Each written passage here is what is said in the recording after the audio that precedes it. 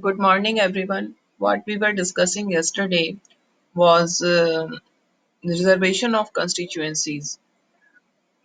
How our constitution makers make arrangement made arrangement for the reservation of constituencies for those communities which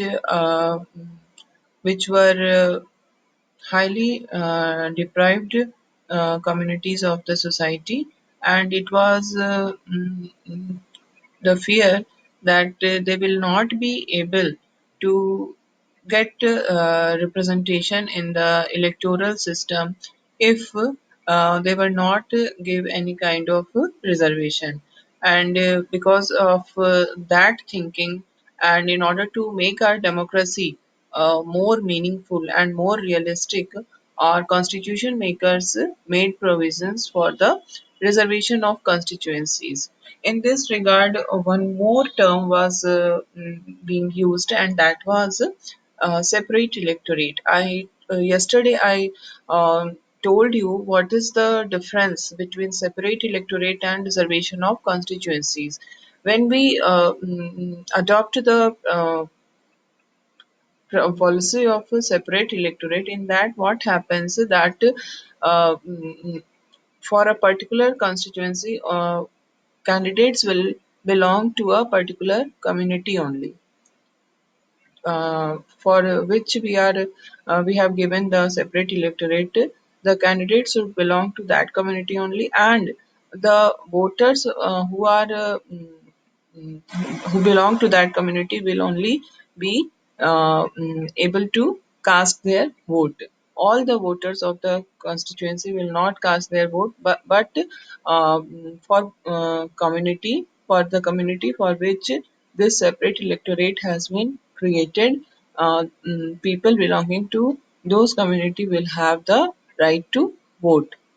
So, in this situation, what happens that a country like India, which is full of diversity, will be uh, uh, there will be fear of disintegration of the country. It will divide people on the basis of religion or community. So, our constitution makers were highly, some of them were demanding when they wanted that separate system of separate electorate should be adopted for the scheduled caste and scheduled tribes of the society, but most of the members were of the opinion that the reservation of constituencies will be a better option.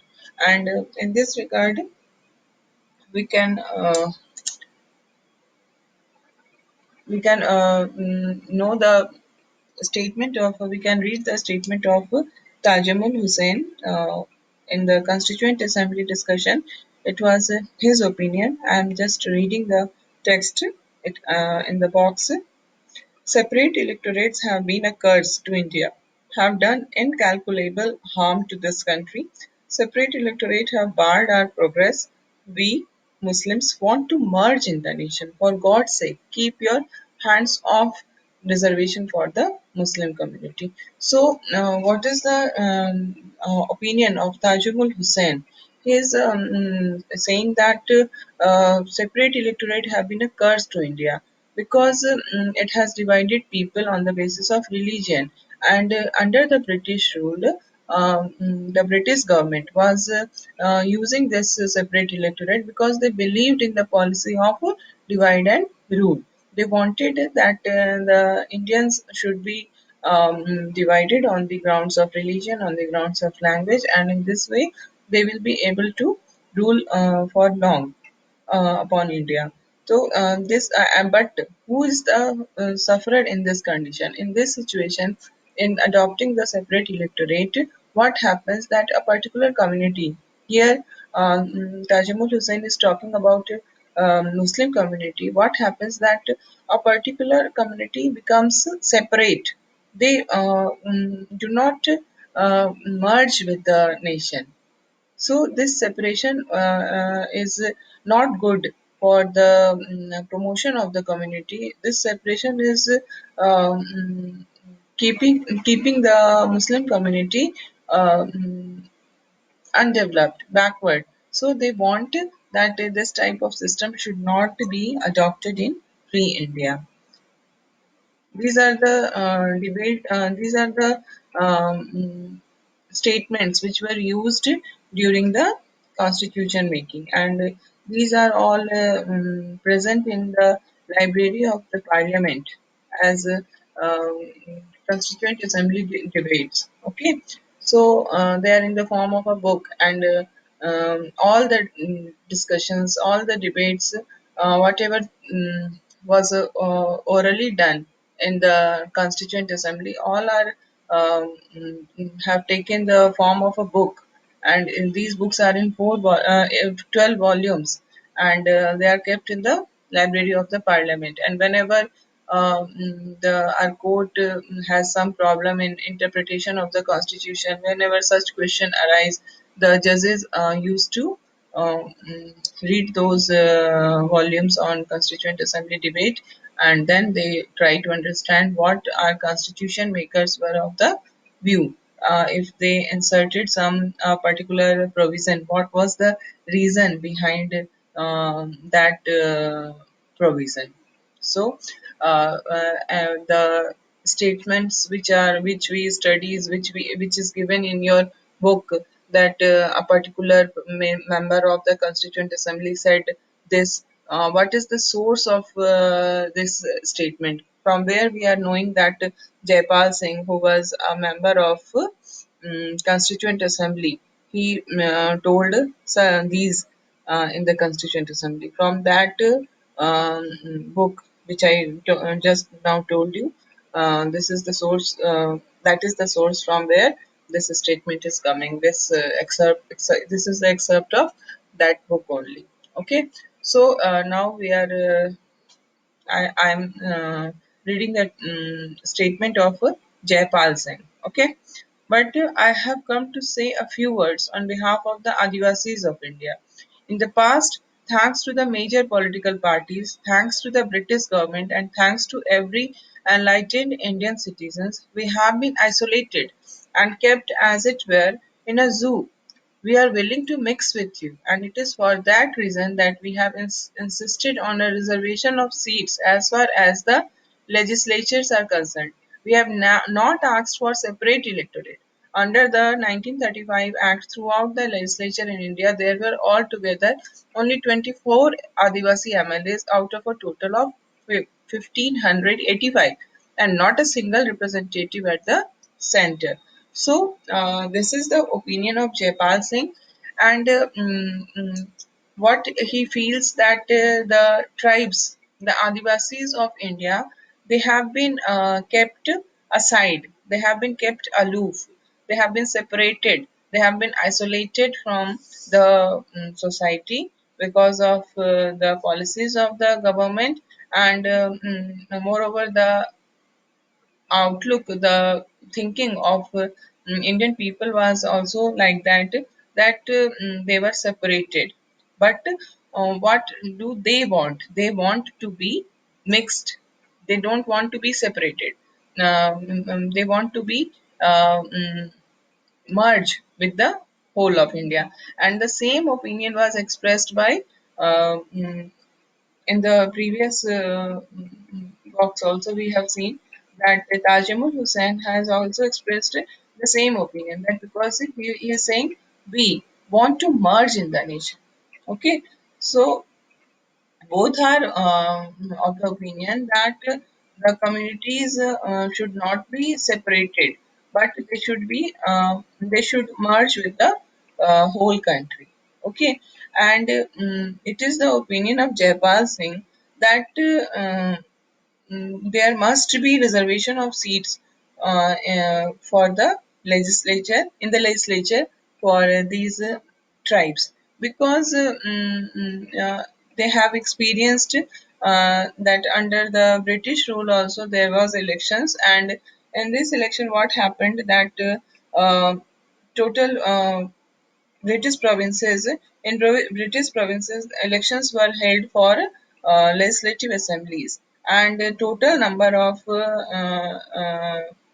total number of MLAs, member of Legislative Assembly, was 1585. All over the country, there were British provinces, and in these British provinces, state legislature was there, and the elections were held for these state legislatures, legislative assemblies. Okay, and in if we see the total number of MLAs was 1585. Out of these, only 24 MLAs belong to Adivasi community. So, in this way, what we find and that if there is no provision for the reservation of seats for the Adivasis, then what happened that they will not be represented in the legislature.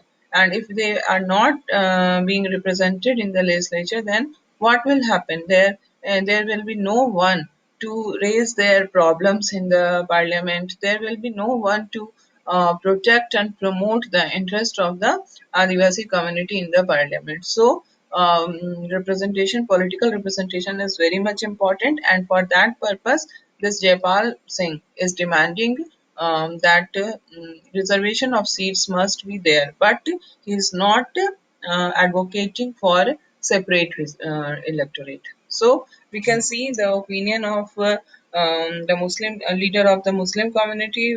We are seeing the opinion of the leader of Adivasi community. Both of them want to merge with the nation, but Jaipal Singh he does not want the separate electorate, but reservation of seats must be there. Okay. Now, we will see that how it is decided that a particular constituency will be reserved for SC, scheduled caste or scheduled tribes. How the decision is being taken. Actually, this decision is taken by an independent body, and that is a delimitation committee. I'm underlining this by an independent body called the Delimitation Commission. The Delimitation Commission, it is appointed by the president, okay, and it works in collaboration with the Election Commission of India. In India, the responsibility of conducting election is of the Election Commission of India, and Delimitation Commission is given the responsibility of determining the constituencies, the borders of the constituencies, and determining which constituency should be reserved for which community. So, both of them work together because their nature of work is quite similar. So, the purpose of its appointment is drawing up the boundaries of constituencies all over the country. In the whole country, how to draw up the boundaries of the constituency, how to divide the country in different constituencies. This is the delimitation. It limits the boundaries of the constituencies. Okay. So, a quota of constituencies to be reserved in each state is fixed depending on the proportion of SC ST in that state. How it is decided that how many seats in a particular state will be reserved for scheduled caste or scheduled tribe. It is decided on the basis of population. What is the proportion of population of scheduled caste and scheduled tribes in the state? According to that proportion, it is decided that how many seats should be reserved for that community. Okay, so first of all, the delimitation commission, what does it? Draws the boundaries of the constituency. Then, after drawing the boundaries of the constituency, it looks at the composition of the population. What is how is the population is composed? What is it composed? इसमें कौन कौन से community के लोग हैं एक particular constituency के अंदर. तो the first function is to draw the boundaries of the constituency, then it will look at the composition of the population. And what we find that if any constituency have the highest proportion of scheduled tribe population, then that is reserved for ST, the constituency which have the highest proportion of scheduled tribe. Okay, but in case of scheduled caste, the things are not done in the way it is done for the scheduled tribe, because in our country, what is the matter that the scheduled tribe are not scattered all over the country. They are concentrated in a particular area only. So what happens that the constituency which have the highest proportion of scheduled tribe is reserved for scheduled tribe, and then in this way they get representation. But in case of scheduled caste, what happens that they are spread evenly throughout the country. Scheduled caste population is not concentrated in a particular part of the country, but they are spread throughout the country. So, what is done by delimitation committee is uh, it picks constituencies that have higher proportion of scheduled caste population. Okay, and then what it does that it spread these constituency in different regions of the state. This is done because the scheduled caste proportion population is generally spread evenly throughout the country. These reserved constituencies can be rotated each time. What happens that it's not like that once it is fixed, it is decided that this particular constituency is reserved for scheduled caste, then it is done forever. It keeps changing. They can rotate it also. And they how do they do uh, how do they do this? They pick the constituencies that have higher proportion of scheduled caste population, and then what they do that spread these constituency in different regions of the state, because they are mm, mm, spread throughout the country. So this is the way the delimitation commission work.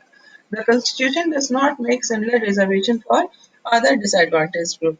It's not that other than scheduled caste and scheduled tribe, there are no disadvantaged group in the society. There are many other disadvantaged group in the society, and yeah, but our constitution does not make any kind of reservation for other communities. And there was a great demand for the reservation of seats in Lok Sabha and state assemblies for women, because if the basis of reservation is that if people of a particular community are not getting represented in the parliament or the state legislature, then they must be given reservation of seats so that they can be represented, so that their representatives can protect their interest, can promote their interest, and can debate in the parliament the problems they are facing in the country, in their constituency. So in this way, if we have to think on that line, then the women must be given reservation of seats. The seats must be reserved for women also, because what we find that in our country, the women constitute almost half of the population of our country, but they are not getting representation in the Lok Sabha according to their proportion in the population. They are highly unrepresented in the Lok Sabha, and because of this, what happens that the matters which are related with the women are not given proper attention, and mm, they are neglected in the society also. So there was a great demand for reservation of seats for women in the Lok Sabha as well as state legislature, and the demand was that one third seats should be reserved for the women. And this women reservation bill was there in the parliament, but it could not be passed. And this the demand for reservation of seats for women, it has not been met. But what we find that 73rd amendment was done in our constitution, and according to that amendment, panchayati raj system was adopted in villages. And in these local bodies, there is provision for reservation of seats for the women, and one third of the seats, and also the one third of the uh, post of the head of these institutions are also reserved for the women. And what we experience that the because of this reservation of seats for women in local government, they are really working in a good direction, and the whole society is changing a lot. So we will discuss all these things in detail, because we have another chapter on local government. So uh, that will be discussed later. Now we will consider this free and fair election.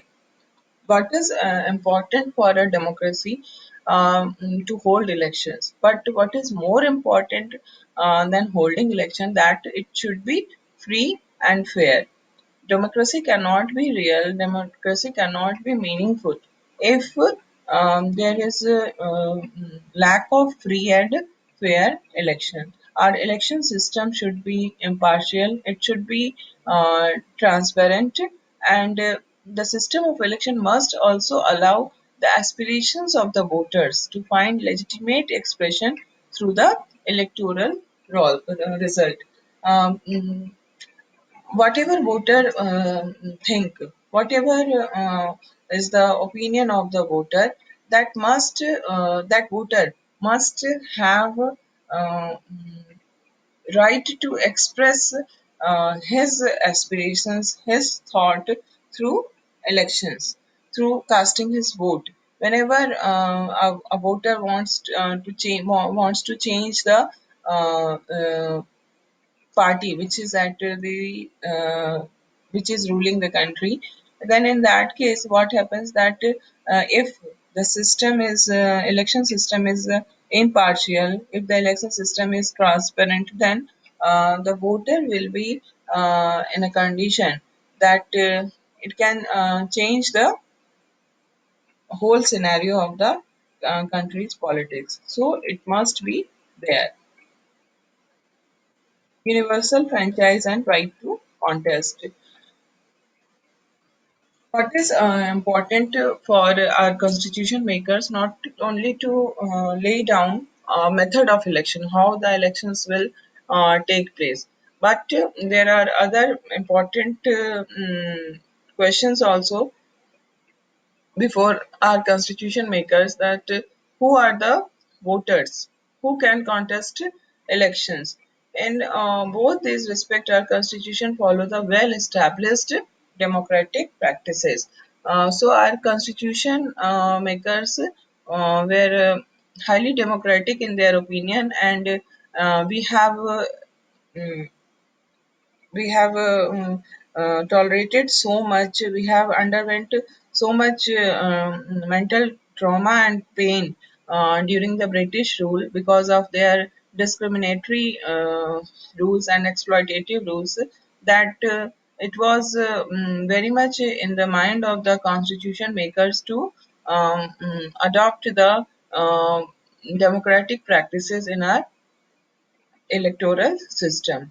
Uh, Democracy is based on the principle of election. Democracy cannot exist without election. And what is important for democratic election, that all adult citizens of the country must be eligible to vote in the election. There should be only two criteria for being a voter. First is the criteria of age that can be decided by the constitution, either the age of 18 or 21, whatever is the age. That is the one criteria, and the second criteria is that the voter must be the citizen of the country. So these are the two criteria, and other than these two, there are no other criteria for being a voter, and this is known as universal adult franchise. But we find that in many countries, even the European countries, the advanced Western European countries, in those countries also, what we find that citizens had to fight long battles with the rulers to get this right. You have studied about the French Revolution in your ninth class, and in that you have read that how the people were uh, mm, we were not able to get this right to vote uh, in one go. First of all, there was a constitution according to which people who were propertied class, the people who were male members, only have right to vote, and only those members who have property, and that was there was a fixed criteria of that property also. They can also only have right to vote. Then slowly and slowly what happened that is it spread, and in the coming years all the male members achieved this right to vote. It took around 60 years. In 1791, the people who have property, the male members who have property, got the right to vote. And in 1848, it happened that all the male members got a right to vote. So up to 1848, women were not allowed to have this right to vote, and it took almost 100 years in France to for women to get this right, and for in order to uh, achieve that right, women have to undergo a long battle. So is this type of struggle, women started, and they became victorious in that struggle.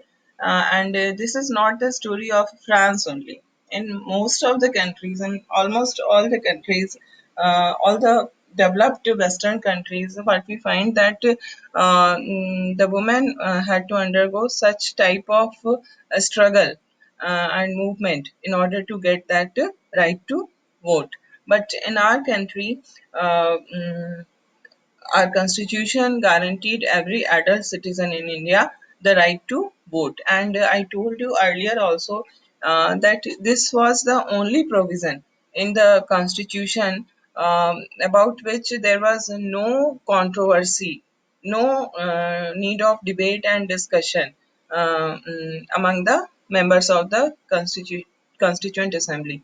All members were unanimously agreed to have this right in the constitution to give every adult citizen of India the right to vote. Everyone was ready to adopt this. Okay, and in this regard, what happened that in our original constitution, it was said that only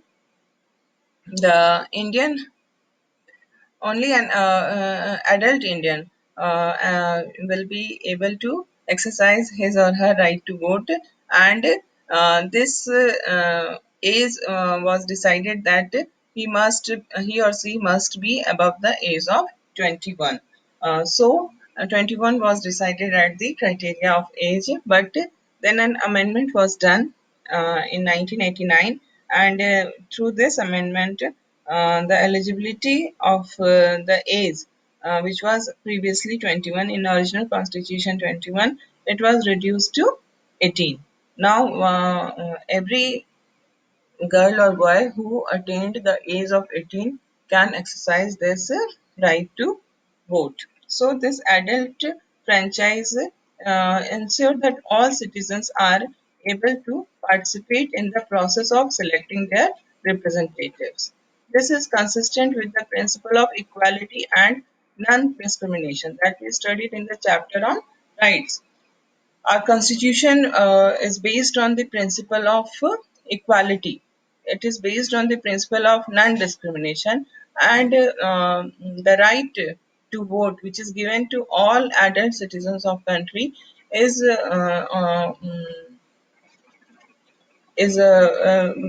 given because of that principle only.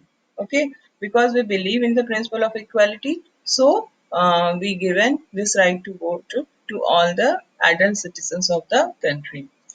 Many people thought and many think so today that giving the right to vote to everyone, irrespective of educational qualification, was not right. When India became independent, at that time there was high rate of illiteracy was prevailing there, and not only this, poverty was also a great problem in free India. So at that time there were many people who were of the opinion that India should not adopt the universal adult franchise. Why? Because people are so illiterate here, they are so poor that they will not be able to exercise their right to vote in a free manner. They will be influenced because of illiteracy, because of poverty. So it was said that it will be a mistake if a country like India is giving the right to vote to all people, irrespective of their educational qualification. But our constitution makers believed in the ability and worth of all adult citizens, and they considered them equal in the matter of deciding what is good for the society, for the country, and for their own constituency. So, our constitution makers believed that people will exercise their right to vote in a proper manner, though they are illiterate, though they are poor, still they have the ability to use this right in a proper manner. And it is our experience of 70 years of democratic elections, and by that experience we can say that our constitution makers were very were thinking in the right direction. They were completely, absolutely correct in their thought that Indians will be able to exercise this right to vote in a proper manner. There are so much so illiteracy in our country. There is so much poverty in the country. Still, our democracy is very much stable. But we find that in countries of third world, which became independent after the Second World War, many countries of Asia, many countries of Africa, Latin America became undemocratic. But India presents an example before the whole world that it is continuously uh, following the democratic practices, and our democracy is 100% stable. If we compare our condition with our neighboring countries, Pakistan is there, Bangladesh is there, then Nepal is there. In our neighboring countries, we find that democracy is not stable. Many times, sometimes in Nepal, the king becomes powerful. In Pakistan or Bangladesh, what we find that the military rulers become powerful, and democracy completely ends there. But in India, the situation is not like that. Our democracy is successful. Our democracy is stable, and who is responsible for this success of democracy? We the people are making this democracy a success in India. We the people are making this democracy a stable democracy in India. So, if our constitution makers were of the opinion that people will be able to exercise their rights in the proper manner, they were 100% correct. It is our experience which proved them correct. So, uh, uh, both the right goes side by side, right to vote and right to contest election. whenever a person gets right to vote, he also gets right to contest election also. All citizens have right to stand for election and become the representative of the people. As we have the right to vote, just like that we have right to contest elections. There is also some criteria of age. um, for example, for if we want to contest election for Lok Sabha or Legislative Assembly, then a candidate must be at least 25 years old. So one restriction is of age. Then there is another restrictions also. For example, there is a legal provision that a person who has undergone imprisonment for 2 or more years for some offense is disqualified from contesting election. This is done because our constitution makers were of the opinion that this is done were of the opinion that criminalization should not be there. Politics should not be criminalized. Criminals should not be allowed to contest election, and that is why this legal provision is there that if a person has undergone imprisonment for 2 or more years, then he will be disqualified for contesting election, because it is one of the most important challenge of our electoral system, that to decriminalize it. There should not be criminals should not be allowed in the process of election. So these are the some restrictions of age, then this legal provision. Other than that, there are no restriction of income or education or class or gender on the right to contest election. Our constitution makers make it free to all.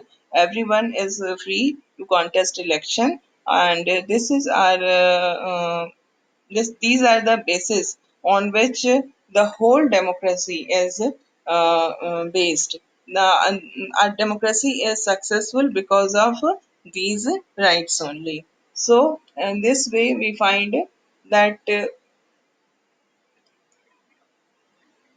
democratic system of India is operating. Now, we will study tomorrow.